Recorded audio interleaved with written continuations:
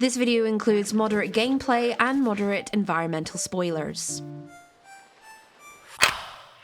Hello beautiful people, it's Mai here from Nintendo Life, and today we're going to go through some tips and tricks and bits and bobs which will make your playthrough of Pokémon Pokopia just a little bit easier.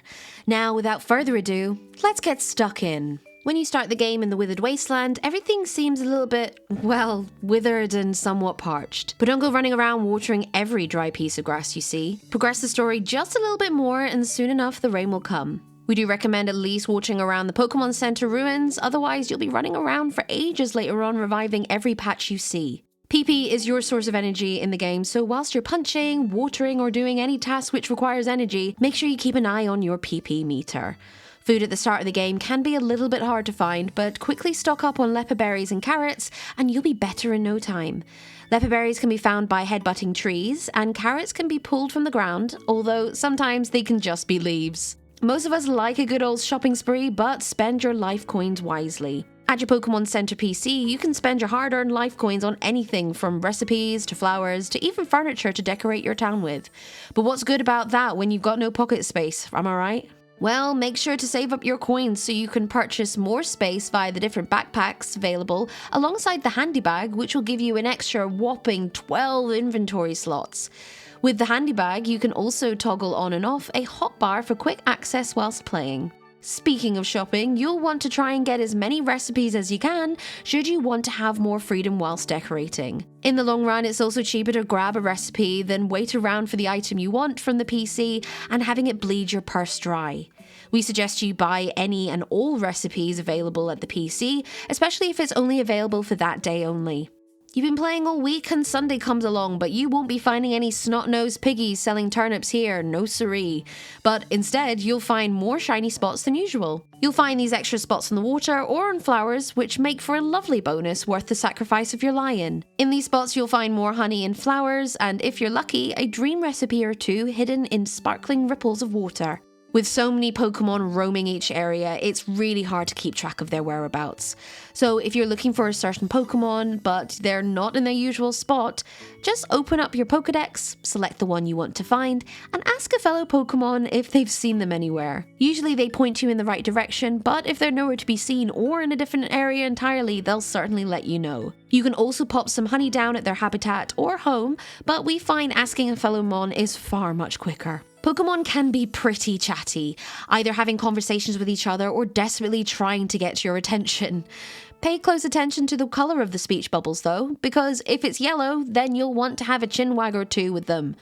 Yellow speech bubbles are usually related to the main story or quest, so if you're at a loss of what to do next, then keep an eye out for those.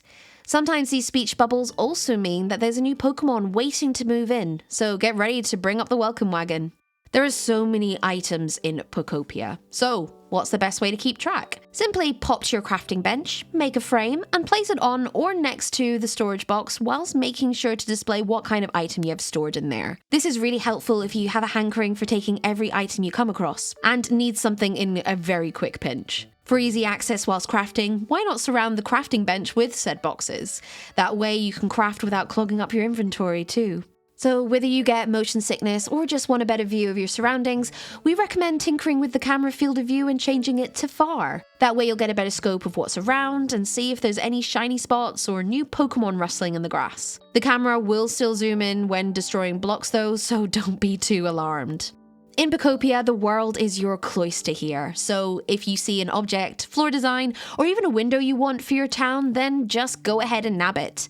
The beauty of Pokopia is you can destroy, terraform, and rebuild this world with your own imagination. So it would be pretty silly if you can't take a pretty window or item to use in you or your Pokemon's home. Do bear in mind that some blocks might be a little bit hard to break if you've not progressed the story enough. However, there are still plenty of items you can acquire on your ventures. Make yourself at home by making yourself a home. It's as simple as using a building kit or getting Pokemon to help you build it. Or you could just customize it yourself and build it brick by brick. Once it's done, place a Ditto flag and you'll be able to fast travel should you get lost or need a quick way back home. The house doesn't need to be perfect either. Just as long as you have some walls and a door, you'll be good to go. With the sheer amount of space in each area, I'm sure you're wondering why having Pokemon habitats dotted around would be a problem, right? Not a problem per se, but it can become a little bit of an annoyance. Let's say you want to make a beautiful park or simply a piece of blocky art, but Bulbasaur's habitat is right where you want it. Or even more simply, you can't find Bulbasaur to begin with. Much like our previous tip, you can build your Pokemon houses either brick by brick or with building kits and have them residing with whatever Pokemon you fancy. You could also have them move in with you. If you build a rather large house, you can be housemates with some of your favourite Pokemon. Running around as Ditto is fun for the most part, but sometimes you want to be a little bit more precise.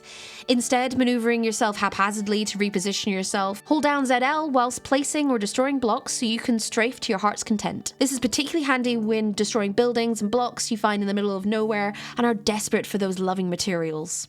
Ditto may be able to transform and use many skills, but sadly, they can't do it all. Certain Pokemon you meet will have special skills to make your Poke life easier, so why not take advantage? Some supplies like timber and bricks will be hard to come by, so find a Pokemon who can do the work for you. Those who can chop like Scyther can turn logs into timber, others can help you search for relics, and certain Pokemon with build are required to help you, well, build homes and other buildings. Dream Islands are super handy when you're in need for certain materials. During your playthrough, you'll no doubt come across some adorable dolls which aren't just for decorating. If you have Drifloon living on your island, simply interact with a place doll and they'll carry you off to a Dream Island so you can stuff your pockets with as many supplies as you can get your stretchy hands on. If you don't manage to pick everything up on the island during your first visit though, then don't fret. It's not like Animal Crossing New Horizons where you can only visit it once a day.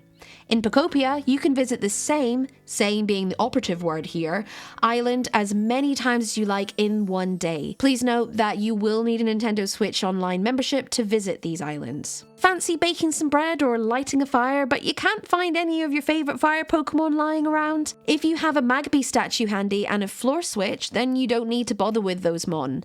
Simply place the statue and switch next to the campfire or oven, stand on the switch and voila! Toasty warm. This next tip requires you to progress to a different area, so if you've not left the Withered Wasteland yet, then you've been warned for spoilers. When you manage to raise your trainer rank to Great, you'll be able to unlock gates to the next two areas. You will also want to make sure that you've progressed enough in Rocky Ridges in order to cook. With certain dishes, you'll be able to unleash and power up your skills from a larger area for water gun, more power for cut, and so on and so forth. These are really helpful when you come across blocks that are harder to smash, or even more helpful when pulling moss out of stone. Using a charged up skill has its benefits for more than just decorating or destruction though. By using a charged up cut, you can basically farm for leaves indefinitely. It can be used for other building recipes and even Pokemon requests too. Leaves are handy for other cooking recipes, such as salads, which help power up your leafage. Also, if you've run out of blocks and you can't quite reach that extra block up, don't destroy everything around you. Instead, use a powered up leafage to create vines on walls and simply climb them. Vines can not only be used for getting around, but they can also be used for decorating purposes. This next one is a little bit of a no-brainer, but it's really hard to miss. If you're sick of harvesting your veggies one by one and picking at a slowpoke's pace, then this tip is definitely for you. Make sure you have cut enabled and preferably powered up. Give the veggies a good old swipe and then all of them should cut in one go. Just beware of any furniture like fences nearby, as too many swipes could break them. It's difficult, isn't it? Having all that space, so many areas to unlock, but zero inspiration. Overwhelm takes hold and for some could lead to dropping the game entirely. We recommend that instead of spiraling into an island design disaster, you check out Cloud Islands for inspiration. Just remember, once again, you will need a Nintendo Switch Online membership for Cloud Islands. Whether you're planning on playing together with friends on their Cloud Island or just fancy a gander on another, then you'll need to purchase the mysterious goggles from your closest Pokemon Center's PC. Pop the goggles on, enter the island address you'd like to visit, and zip on over. We recommend checking out the Developer's Island as it's pretty incredible. Whilst you're there, you can get so many ideas for your own island. Whilst you can't change the Cloud Islands in any shape or form, you can get any item you want. But how exactly? Well, you'll need a few extra bits to unlock, so consider this a wee spoiler warning. Once you rebuild the Pokemon Center on your own island, you'll now have access to the 3D printer.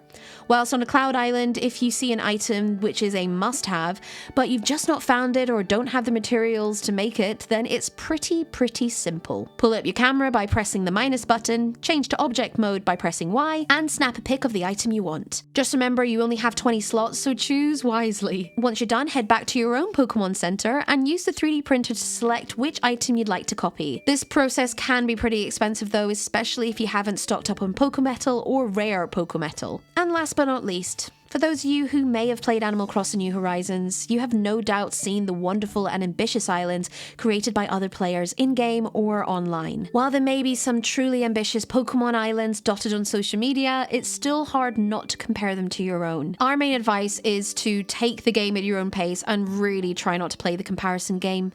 Getting burnt out or thinking your world is rubbish compared to Pokopia Fan 100 on Reddit and their highly aesthetic pics of their island won't help you in the long run. You can certainly draw inspiration from other people's islands, but please be kind to yourself. We're sure your Pokemon absolutely love their homes, even if it is a bit of chaotic mess. And that's it. That's just a few tips and tricks and bits and bobs to help you with your Pokopia journey. If there are any that we've missed out or some that you want to suggest in the comments, please do so. And why not watergun that subscribe button to be kept up to date on all the lovely Nintendo bits and bobs we've got here. Thank you all so much for watching and have a good one. Bye.